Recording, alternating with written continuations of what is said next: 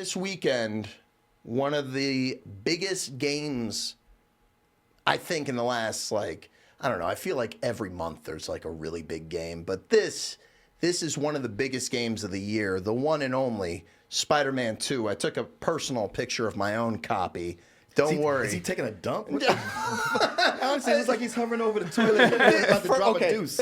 First of all, this is not the real cover. I saw this by accident. I saw this online, and I thought that I was like, "Yep, that's the picture right there." There's a lot of positive to say about this Spider-Man game, and maybe a little bit more negative than some people might have thought. You know, because that first Spider-Man game, people think so highly of it, and for good reason.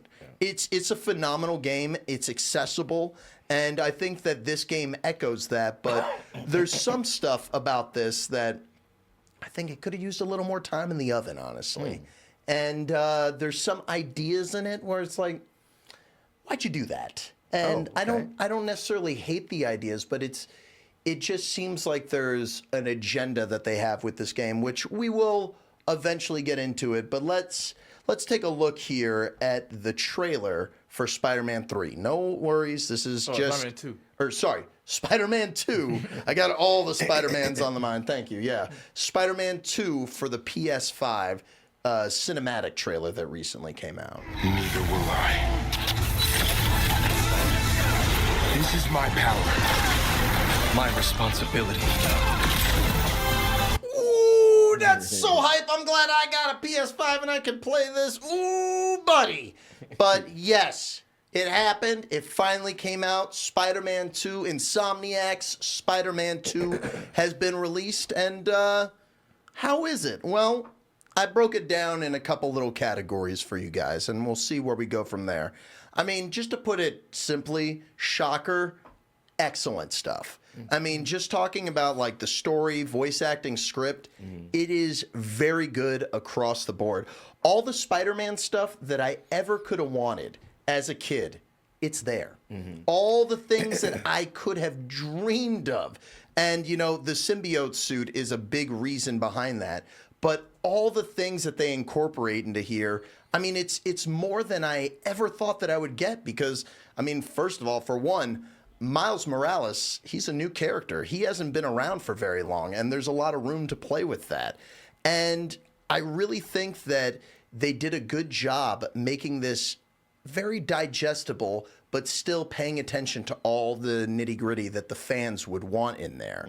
I think that it was the storytelling was a little bit gimmicky in a way, because like one of the main things that they've been talking about in the marketing is you don't know who Venom is. And no spoilers or anything like that, but it reminded me of the first Evil Dead remake where it was doing that thing where it's like, who's the Ash character? Yeah. Like it kind of plays with the audience in a way where it's like it keeps you guessing. And I thought it was really fun. It's some of the emotional moments in this, they don't hit quite as hard as they did in the first game. But that being said, the whole story was just a blast, and there was like a whole bunch of moments that had my jaw drop, and I was just excited, and it hit the nail on the head exactly how I'd want it to. And also they expanded on the city, so instead of just being that one main island,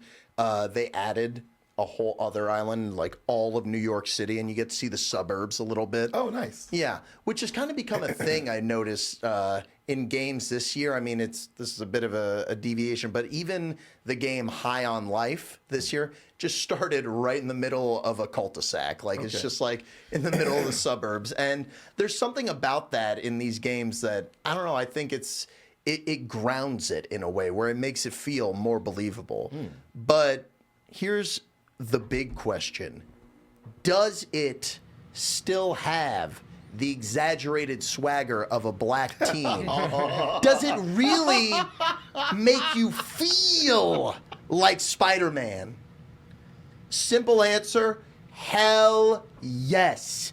Oh my God, Martin, the way that they expand on just the controls of swinging around the city. It's a full-on upgrade, and it's not just like them adding in stuff that you would unlock in the first game. You have an ability that they add where when you're swinging across the city, you can just do a sharp turn, so you can just like web to a corner of a building and just swing around real fast. Oh, nice. Or you can just swing around a pole endlessly. They really emphasized the momentum with Spider-Man, and also they added it in. You could see it a little bit in this trailer. Let me see. You can see Spider-Man using this wingsuit. Yeah. And that really comes into play in this neat way where there's also, the missions, like side missions there, where like they're totally based around these new abilities. Okay. And even though some people I know they really didn't care for it, they still have a nice little environmental message with some of their mini games and stuff like that, which it didn't bother me because it moves quick enough. But the thing is that brought this game down, like that doesn't make it that better than sex 10 out of 10 that everyone strives for, is there are some of it is nitpicky. Like I'm at a point now with video games where we're on the PS5. I don't want any graphical glitches. You know what I mean? Yeah. Like when you see someone with like a hoodie on and like someone pats them on the back and like their fingers kind of go through it. Yeah. I'm sick of that shit. I think that we need to get beyond that. But beyond even just that little nitpick that happens, there's something that they introduce in the combat system where you, at first, like your spider sense would glow. Yeah. And then you would just dodge. Now you have the option to block. Oh, yeah. Parry, exactly, yeah. There's a parry system that they introduced. And that's something that was really clearly inspired by games like Dark Souls, stuff that I'm sure you have not played. Right. Yeah, those games are just, they're considered hardcore, and they're just like, every move counts, and when you block, it really means something. And in this Spider-Man game, it works, but there's like a certain sharpness that you feel when you really like connect on a parry system in some of these other Soul-likes games. Yeah. Like this game called Lies of P recently came out, and that has a very in-depth blocking system where it really took a lot of timing, and this one, it's kind of a mixed bag with it, where sometimes it feels a little responsive, other times it feels a little bit messy, at least for me. I see some people are disagreeing in the chat. That's fine. I've heard others voice the same complaint that I have.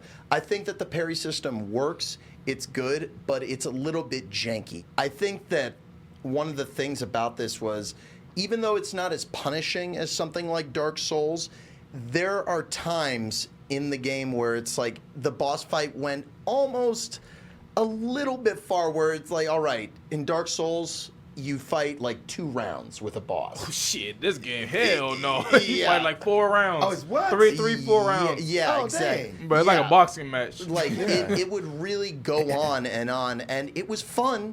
I'm not like complaining, but it was something I noticed because like it's so heavily built around this parry system that I sort of was like, all right, I don't know how everyone's going to feel about this. Some people also were complaining about that they have missions where you play as Mary Jane and stuff like that. People always complain about that. Yeah. I feel like her missions here were a lot better than they were in the first one. They Like they were didn't annoy me like they did in the first one. Yeah, they changed it up a little bit.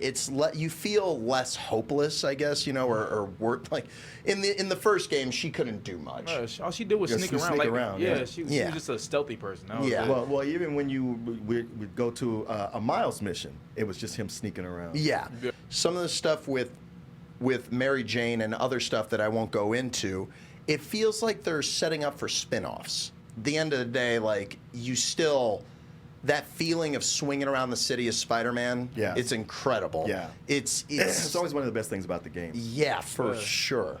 It's something that I feel like it's almost like therapeutic. It's Yeah, just like it's yeah. so relaxing and just nice to just swing around the city. And when you finally get the hang of the controls, because they almost go so far with it where the game has this, what I like to call spaghetti and meatball syndrome, which is where it feels like your hand is just jammed inside a bowl of spaghetti, and there's so much shit that you're doing with it, but it manages to not quite go that far. Okay. And one thing that someone mentioned in the chat that reminded me, I think that, like I mentioned some of those emotional moments that they have in the game, and some of them work, but like they're side mission things. Okay.